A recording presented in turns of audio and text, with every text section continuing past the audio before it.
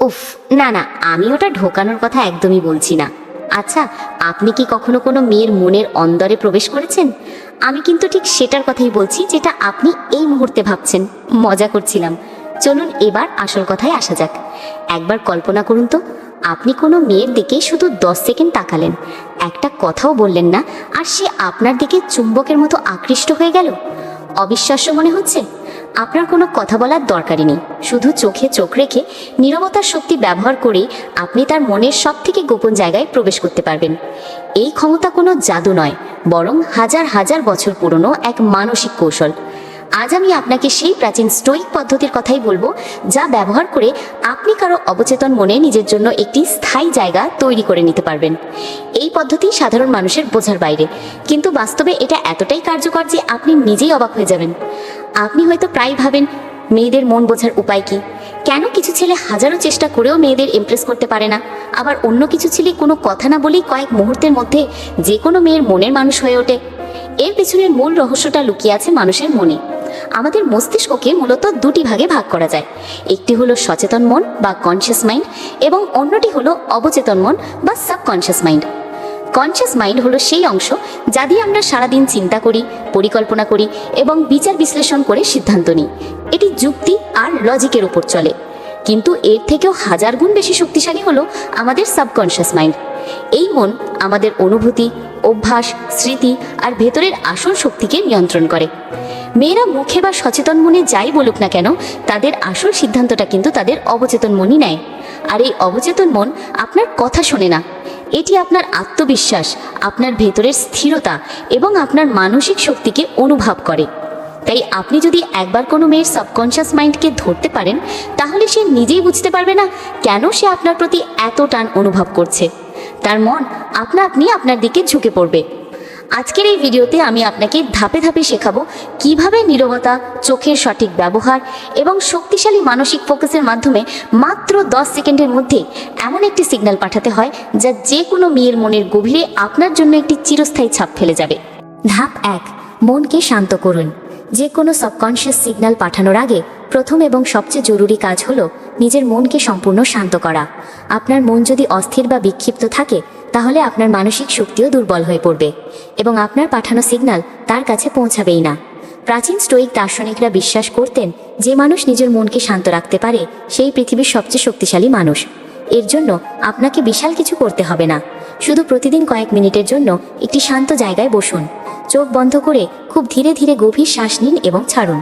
চেষ্টা করুন আপনার মাথায় আসা সমস্ত অপ্রয়োজনীয় চিন্তাগুলোকে দূরে সরিয়ে ফেলতে।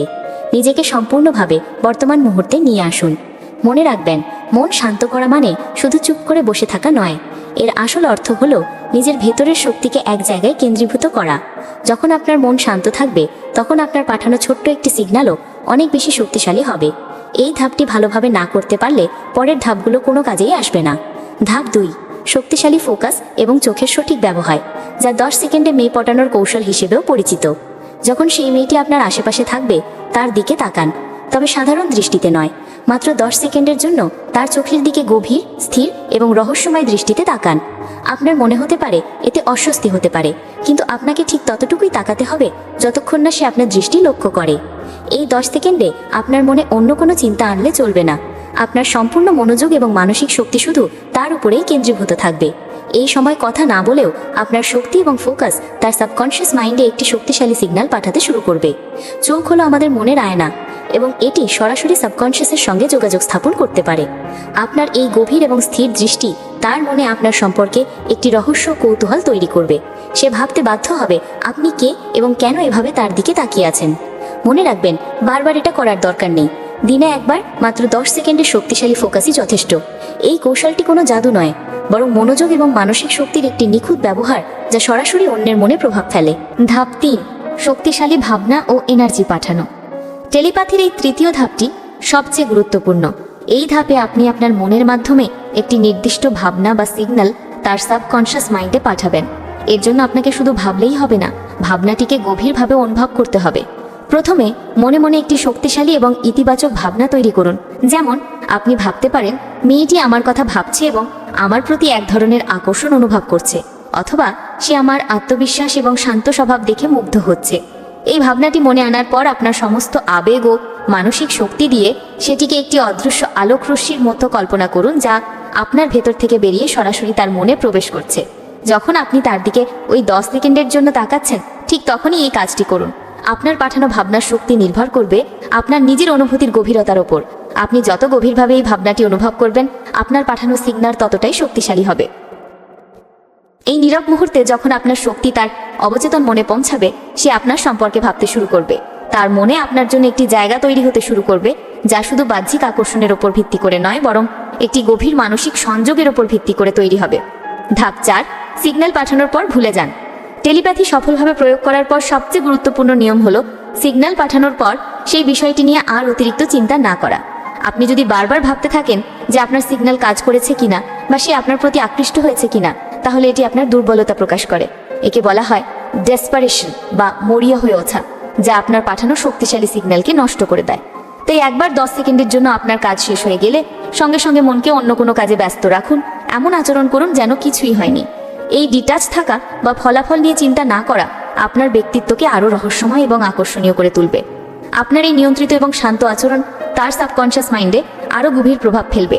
সে আপনার এই রহস্যময় ব্যক্তিত্বের কারণ খোঁজার চেষ্টা করবে এবং নিজের অজান্তেই আপনার কথা বারবার ভাবতে থাকবে। এইভাবেই একটি সাধারণ আকর্ষণ ধীরে ধীরে একটি গভীর এবং স্থায়ী সংযোগে পরিণত হবে।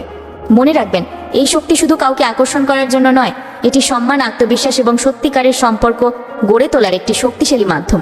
এই ক্ষমতাকে কখনো অহংকার বা কাউকে নিয়ন্ত্রণ করার জন্য ব্যবহার করবেন না। যখন আপনি বিশুদ্ধ মন এবং ভালোবাসা নিয়ে এই শক্তি ব্যবহার করবেন, তখনই এর আসল কার্যকারিতা দেখতে পাবেন। এখন আপনিও জানেন সেই গোপন কৌশল, যা দিয়ে মাত্র 10 সেকেন্ডেই কারোর মনের গভীরে প্রবেশ করা যায়।